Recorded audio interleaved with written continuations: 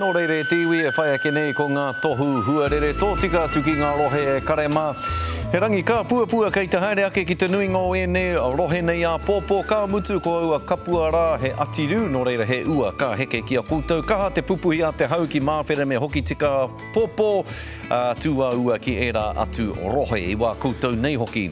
Ari te mea he pai ake i ki e nei rohe a pōpō ara ahua pai ki kai koura me wairau hei te ata engari ahi noa ana ka tau te ua tātāriki me te hau pūkeri ki a koutou katoa. Ua hoki ki whakaoriori a pōpō ahua pai ki tūranga a pōpō te kauma ono te pāmahana ki reira. Ana ki e nei rohe whakamutunga nei kaha te pupuhi a te hau kōtiu ki roto i te whanganui ātara mo te katoa te rā tūa ua e horapa haere ana ki e rā tū rohe. Ki ngā rohe o te waiariki i ai nei he tūa ua ki taumaru nui me taupō nui ātia. Rotorua tauranga whakatāne ahua pai ki a koutou a pōpō no koutou te waimarie. Rangi ko maru ki roto kirikiri roa tāmaki makaurau e rā atu rohe mai whitianga tatu atu ki kai taia he rangi pai huarere kei te haere.